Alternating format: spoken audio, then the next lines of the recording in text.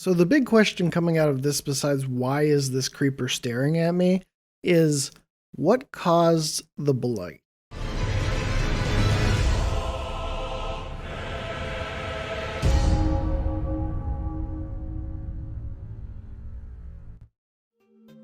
Why, hello there. It is 133 days until Elden Ring comes out on January 21st, 2022, and this is the Elden Wait. While we didn't get any gameplay demo footage to check out, we are going to discuss a new screenshot and some good lore to go along with that, as well as the watchtowers of Elden Ring. So let's get into it. So the screenshot for this week is this lovely guy who we have seen previously, and behind him is the corpse, seemingly of the player, and the quote to go along with this new screenshot says, "In the wake of the shattering, a blight claimed the mind of many a creature and man. Beware their chaotic frenzy." So the big question coming out of this, besides why is this creeper staring at me, is what caused the blight? One idea is that the shattering of the Elden Ring caused the blight as a result of the Elden Ring being shattered. You know, this thing that commands the stars and the sun is something that could probably have some negative effects if broken. Another theory, and one that I subscribe to personally at the moment, is that the blight is caused by the Great Runes. So the demigod lords, when they acquired the shards of the Elden Ring, the Great Runes, it says it gave them a mad taint. So they went mad, you know, seemingly with the power and whatever qualities come from these Great Runes. And this mad taint actually caused the war, which is called the Shattering. And so it makes sense that this blight could also be caused by the Great Runes. And I wanted to add on to that Shattering is capitalized in the tweet, making me think that is referring to the war, the Shattering. So in the wake of the Shattering, referring to the whole war and struggle with the demigod lords, which started with the shattering of the Elden Ring, in the wake of that, there is this blight that claimed the mind of many a creature and man. And I think this could be because the demigod lords using the Great Runes for power, it tainted them and it deformed them and it did all these things.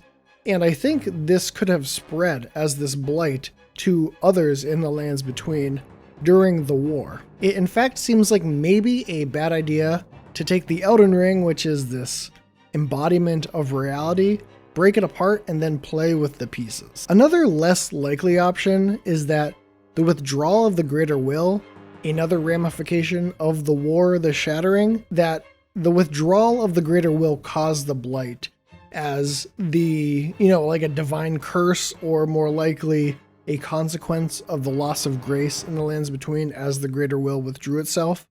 But I think it is more likely at this point that the Great Runes caused this. And I think a function of this blight in Elden Ring is probably as a basis similar to like hollowing or blood drunkenness, in that it explains sort of why these enemies will just like attack you and why they're acting all crazy. But I also think that like hollowing and like blood drunkenness, these are both things that tie in thematically and narratively, and they tie into the lore, so there will be more with this blight. But I do think it also helps to just explain part of the video game part of why they're just attacking you on sight. As far as this new screenshot goes, I'm not really sure if this is an NPC or an enemy. We've seen the player wearing this set of armor, and we've also seen this armor in another screenshot, and it feels like it could be a similar character, but my leaning right now is thinking that this is an enemy in Elden Ring, and that perhaps this type of enemy, you know, I think they are, given the context of the quote, a particularly blighted enemy, sort of representing this madness, but I also think that it is very likely that your average enemy is also affected by the blight as well.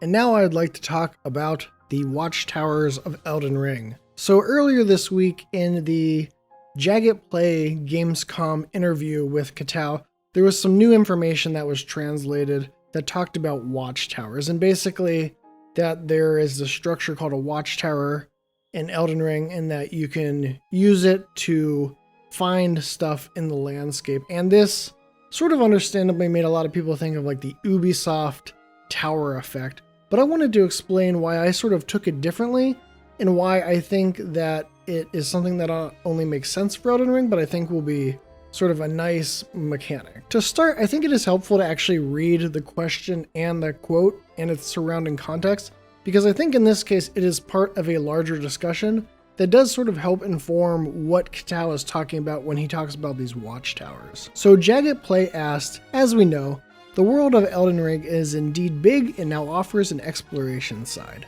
Does From Software have hidden system to encourage gamers to explore side locations, or is it all left to gamers for free? Katao responded, "We naturally want gamers to explore as much of the Elden Ring world as possible, and be free to do as they please, knowing that they could immediately head out and explore the nearby Legacy dungeon if they wish, or instead take a detour and find smaller dungeons nearby.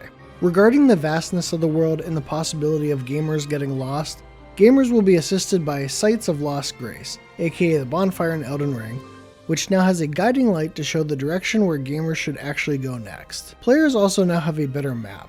Once you've collected map fragments, you can pay attention to the details that appear there, such as finding structures that are uniquely shaped. You can go check it out yourself. Players are likely to miss some small dungeons in the lands between, especially during exploration. But don't worry, we've also implemented a few ways to help you find these dungeons. You can, for example, find a structure called the Watchtower that will give you a clearer view of your surroundings. You can zoom with this structure, finding dungeons that will automatically be marked on your map. So it is that last part that got people up in arms and a little bit concerned, given the genre of open world and sort of the Ubisoft effect of climbing a tower and having a portion of map around you populate with all the side quests and things to explore. The reason why I don't think that the watchtowers will be this Ubisoft tower is that in this question, Katao is talking a lot about how players will be free to explore and things to help them. It is not really exploration when it is all given to you. Knowing that Miyazaki and the team have played Breath of the Wild and that Miyazaki really loves the Zelda games, I think looking at these as Breath of the Wild Sheikah Towers makes a lot more sense. In Breath of the Wild with a Sheikah Tower, you can go up there, pull out your binoculars, and you can tag locations that you can see through the binoculars and they appear automatically on your map.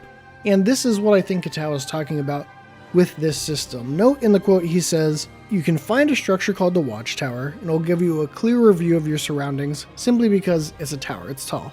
You can zoom with this structure, finding dungeons that will be automatically marked on your map." I think the zooming part is important here, and I think that it is what makes me think that this will function very similar to Sheikah Towers in Breath of the Wild. It is simply giving you a better vantage point to see the landscape, and then you can look through your binoculars and you can tag something in the landscape, and then it will automatically be added to your map.